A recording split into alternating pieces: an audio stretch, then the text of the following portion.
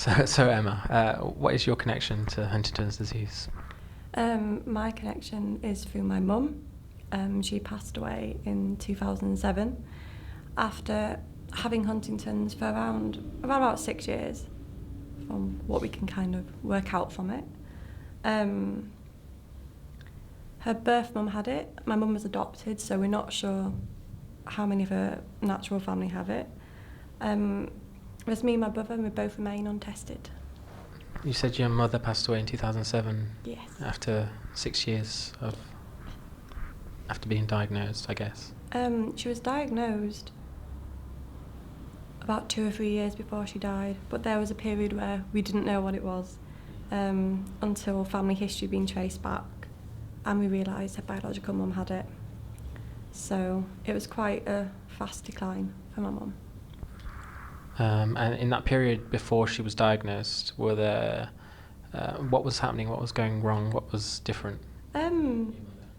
It started off with her stumbling over, dropping the odd plate, the odd cup, things getting smashed, forgetting little things that you told her, just things that were quite out of character.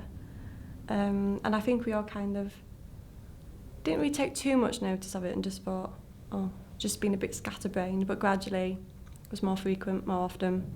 She'd forget more things, and it progressed. And since your mother's death,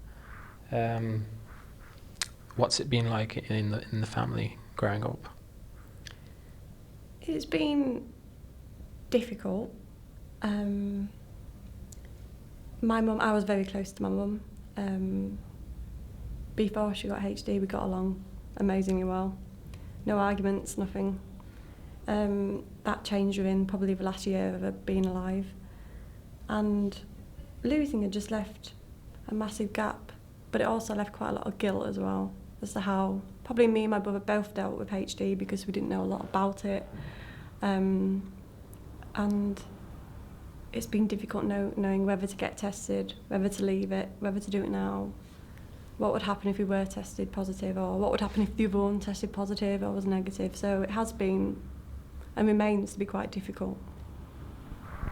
You mentioned guilt there, yeah, about your mother. Yes. Can you explain why you felt guilty? I think, and I speak for my brother as well, there was a lot of guilt in... My mum became very irrational as she progressed with HD and quite obsessive about things. An example would be food. She'd become really obsessed with it. We'd have a freezer full of it. But with the HD, she wouldn't eat it, and she'd either forget to eat it or she would just be completely irrational and refuse to eat, to the point where we had to throw food away because it was going out of date. And my mum would sit and cry because we'd thrown food away that we couldn't eat. And I remember having one massive argument with her because she bought about 8 packs of mashed potato, and I said, you don't need these, you really don't need them, don't keep buying them. It would spiral and spiral, and I found that, I mean, looking back now, I think I wasn't arguing with my mum, I was arguing with Huntington's disease. But at the same time, I feel guilty for that, the fact that I was arguing back, but it's the frustration and kind of the anger at seeing something do that to someone, probably the one person that you love the most. And I know that if the HD wasn't there, then none of that would even have occurred. Was your father around while you were growing up? My dad was around until I was about 14, 15. And after that, I'd see him in bits. After my mum died, we fell out quite a lot, and I was a lot closer to my mum. And I found that the side of the family that have no connections with Huntington's disease, even though I'd explained what it was so they could understand, they still were like, oh, well, this could have brought it on, or this could have brought it on. And I'm like, no. There's just a lack of understanding, which would make it more frustrating to get along with them because they didn't understand. And I guess for me and my brother as well, it's quite isolating because my mum's side are not all blood relatives, even though they are my relatives. So it's just kind of left with me and my brother. So there's no one really in the family that we can really turn to about it, because no one knows anything about it. And it seems they're quite in denial about it, because they know that me and my brother could end up how my mum was. So essentially you feel disconnected from your family because Definitely. they don't want to talk about Huntington's disease. Yeah. And I know that probably the closer members of my family wouldn't want me to get tested in case I tested positive. And they'll have to live with that as well. So it is really difficult when it comes down to family, and family that aren't involved with HD. So when your mother was symptomatic, was she still taking care of you and your brother? Yeah. I think my mum would have carried on doing that for as long as she possibly could have done. That was a temperament. I think even at 16 and me being 20, we were still her babies. So she would always try, even though we'd explain to her that, you don't have to worry. She'd ring me up whenever I went somewhere, make sure I got there okay. And she'd ring me up when I was at uni. She'd ring me up every Sunday, have the same conversation with me every Sunday, telling me what she'd done, which would always be the same thing. And she always tried to maintain that. She'd go to the shop for me if I was poorly, and I'd be like, Mum, you don't have to go. But she'd still go and do it. She always maintained that up until probably the last few weeks we were with her. And after your mother's death, who looked after you and your brother? Me. And how old were you at the time? I just turned 20, and my brother it was a few weeks before his 17th birthday. And my mum's brother kind of took on the role as father. He didn't live with us, but he would come around and do jobs for us. He helped arrange my mum's funeral, helped everything like that. And I was my dad offered to move in and live with us, which I didn't want. Towards the end, my mum didn't want anything to do with him.